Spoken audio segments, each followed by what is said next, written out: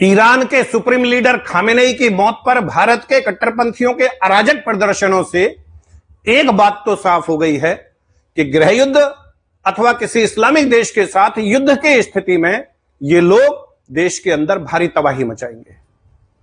गजवाए हिंद की इनकी तैयारी पक्की है, दिमागी तौर पर भी और शारीरिक तौर पर भी। इन जाहिलों का प्रत्येक व्यक्ति एकदम क्लियर है, इसलिए हमेशा वार मोड में रहता है। वो विश्वास के डुगडुगी के कंफ्यूजन में कतई नहीं है, फिर चाहे मोदी जी की योजनाओं का कितना ही बड़ा लाभ वो उठा रहा हो। महिलाओं के बेइंतहा दमन के बावजूद उनकी औरतें मजहब के लिए अपने मर्दों से एक कदम आगे रहती हैं। अधिक से अधिक बच्चे पैदा करके अपनी जनसंख्या बढ़ाने का कट्टरपंथी लक्ष्य पूरा करना वो अपना फर्ज समझती है। इसलिए भारत में हमारे मुकाबले जाहिलों की जनसंख्या लगातार बढ़ती जा रही है और उनके बच्चे भी बच्चे नहीं, टाइम बॉम्ब हैं जो समय आने पर फटने को पूरी तरह तैयार हैं। इधर हिंदू, मैं, मेरी पत्नी और मेरा एक बच्चा ही मेरा पूरा परिवार है, इस तक सिमट चुका है।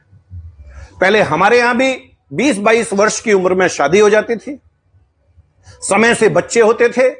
50 की उम्र होते होते बच्चे बड़े हो जाते, उनकी शादी हो जाती, काम धंधे सेटल हो जाते। 50-55 वर्ष की उम्र में दादा नाना बनकर परिवार को बढ़ते देखने की खुशी के साथ साथ समाज के बाकी कामों में भी दखल रहता था। आज हमारे युवा 30 से 35 साल की उम्र में शादी कर रहे हैं, 5 साल उनको बच्चा नहीं करना है, और ऐसे में जब वो स्वयं 60 साल के बुजुर्ग होंगे तो उनका बच्चा मात्र 20 साल का हो पाएगा। जिस समय बच्चे की उम्र पढ़ लिख कर नौकरी ढूंढने की होगी, या तो मां बाप दोनों या फिर उनमें से कोई एक निकल लेगा, या फिर किसी गंभीर बीमारी से जूझना पड़ेगा।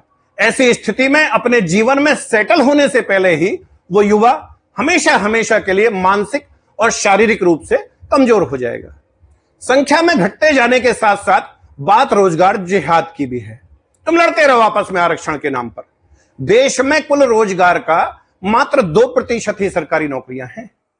Barber, tailoring, carpenter, cab driver, item delivery, plumber, बिजली फिटिंग, राज मिस्त्री और चाट फल सब्जी का ठेला लगाने जैसे कामों पर कब्जे के साथ साथ वाहन रिपेयरिंग से लेकर एसी, फ्रिज, मिक्सी, पंखा, cooler, cooker, gas, TV, mobile, laptop repairing जैसे सभी कामों पर उनका लगभग पूरा कब्जा हो चला है। और हिंदू युवा वो 20,000 की प्राइवेट नौकरी के चक्कर में फंस चला है।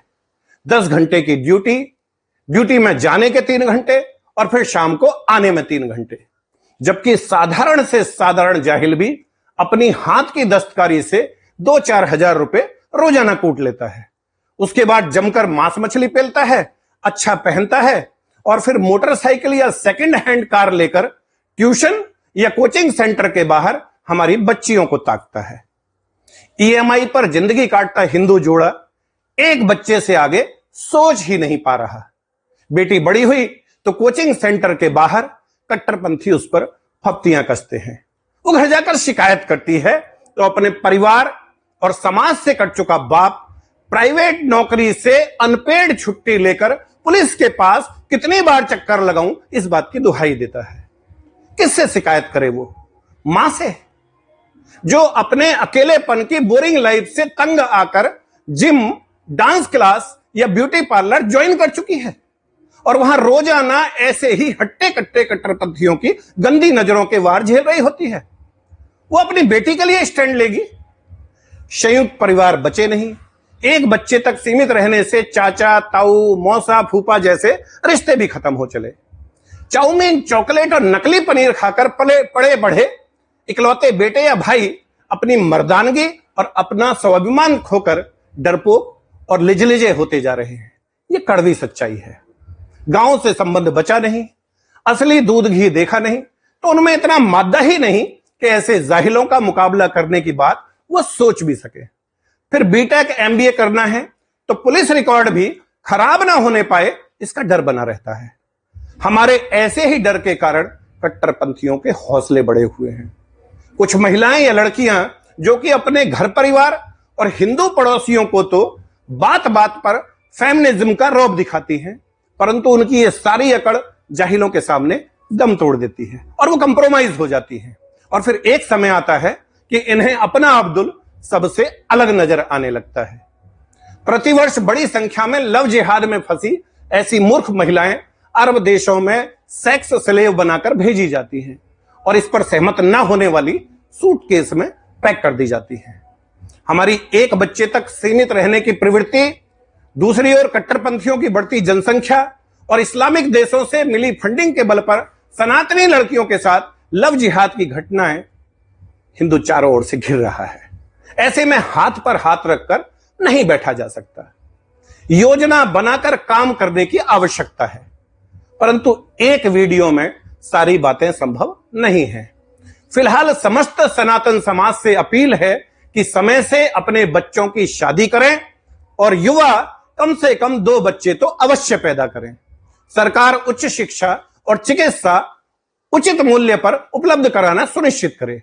दूसरा, जाहिलों को अंधाधुंध बच्चे पैदा करने से रोका नहीं गया तो देश पर ऐसे ही उनका कब्जा हो जाएगा।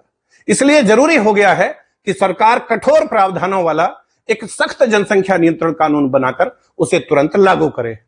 इस मांग को लेकर 11 जुलाई 2026 को देश के सभी 800 जिलों में निवास करने वाले सनातनी अपने अपने जिला मुख्यालयों पर इकट्ठा होकर प्रदर्शन करें। यह हमारे अस्तित्व का सवाल है। इसलिए तमाम हिंदू, सिख, जैन और बौद्ध समाज का जन जन बच्चा 11 जुलाई को अपनी अपनी कलेक्ट्रेट पर पहुंचे, ऐसी अपेक्षा है। इस मामले में और अधिक जानकारी के लिए 9310073539 और 9810809050 पर संपर्क कर सकते हैं। जय श्री राम, हर हर महादेव, सत श्री अकाल।